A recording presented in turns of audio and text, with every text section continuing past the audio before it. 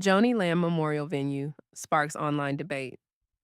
As Daystar announces celebration of life at Gateway Church, the passing of Joni Lamb has led to an outpouring of tributes, prayers, memories, and emotional reactions across the Christian community. But while many supporters are focused on honoring the legacy of the longtime Daystar Television Network co founder and president, a growing online conversation has emerged around one specific detail connected to her upcoming memorial service: the venue. Daystar recently announced plans for Lamb's public celebration of life service following her passing on May 7, 2026, at the age of 65. In a social media statement, the network thanks supporters for their prayers and words of encouragement during the difficult time. Thank you for the outpouring of love, prayer, and memories you've shared with us since Joni's passing, the statement read. Daystar family, Joni truly loved sharing her life with you, and as we gather to celebrate who she was and what she meant to us, it wouldn't be the same without you. The network then announced that the memorial service would be held Monday, May 18th at Gateway Church in Southlake, Texas. According to the announcement, the public viewing is expected to begin at 1 p.m., with the service following at 3 p.m., while many supporters simply expressed condolences and promised prayers for the Lamb family. Others online quickly began questioning why Gateway Church was chosen as the location for such a major memorial service. For many commenters, the issue is tied directly to the highly publicized controversy surrounding former Gateway pastor Robert Morris. Morris has remained at the center of intense scrutiny after criminal allegations and legal proceedings involving accusations of abuse connected to a then 12-year-old girl, Cindy Clemisher. The controversy surrounding Morris deeply impacted Gateway Church over the past year, leading to widespread criticism, membership decline, leadership restructuring, and national headlines. Now, with Joni Lamb's celebration of life set to take place there, some online voices say the decision feels tone deaf. One of the most widely shared reactions came from Joshua Simone of Torn Curtain Ministry, who publicly questioned the choice on X. Simone wrote, "Who thought it was a good idea to hold Joni Lamb's, Daystar CEO, memorial service at Gateway Church?" He continued by pointing directly to Morris's scandal and the church's recent history. Simone wrote, "Gateway Church was once America's largest megachurch, but its attendance was cut in half after its founder, Pastor Robert Morris, sexually assaulted a 12-year-old girl." He then added, "Why didn't they choose another church? The charismatic church desperately needs a righteous reformation." Those comments quickly sparked heated debate online, with many agreeing while others pushed back strongly in defense of both the church and the Lamb family's decision. Some commenters argued that critics were unfairly connecting the current church congregation and leadership to the actions of one former pastor. Others insisted the size and logistical capabilities of Gateway Church likely made it one of the few venues capable of hosting a memorial expected to draw national ministry leaders, television personalities, longtime Daystar viewers, and supporters from across the country. One supporter wrote, "They are probably expecting a large turnout and needed a place large enough to hold everyone." Another commenter defended the church even more aggressively, writing, "There's a different pastor there now.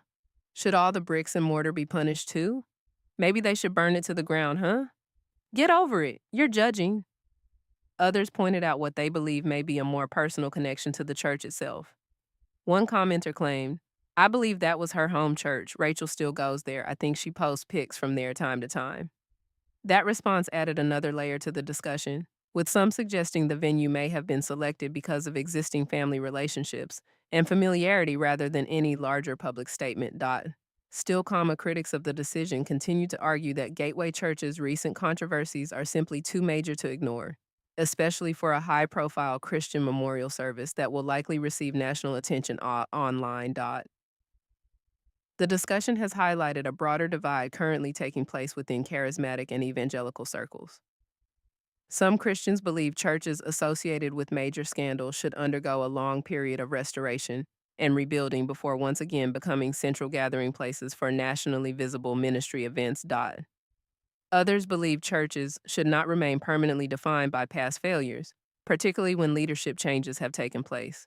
Still, critics of the decision continue to argue that Gateway Church's recent controversies are simply too major to ignore, especially for a high-profile Christian memorial service that will likely receive national attention online.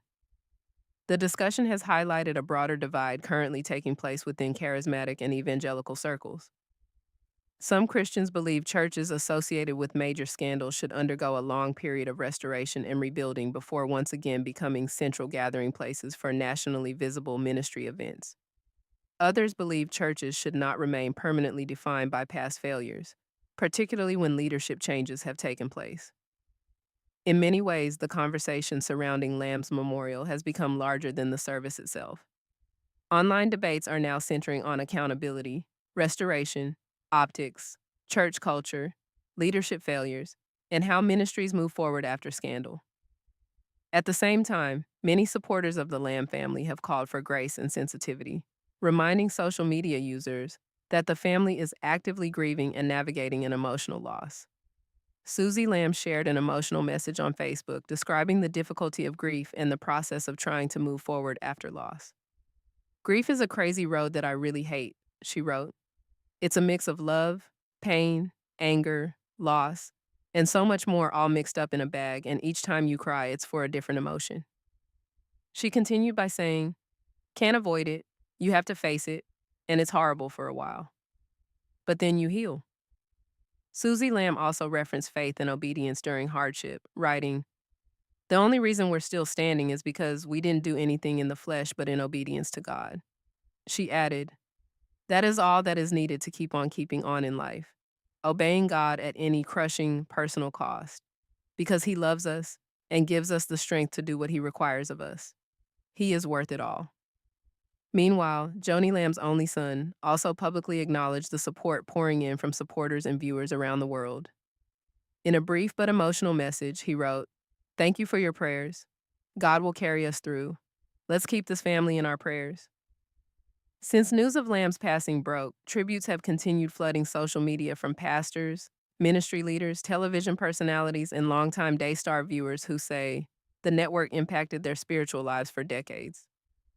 Joni Lamb helped build Daystar into one of the most recognized Christian television networks in the world.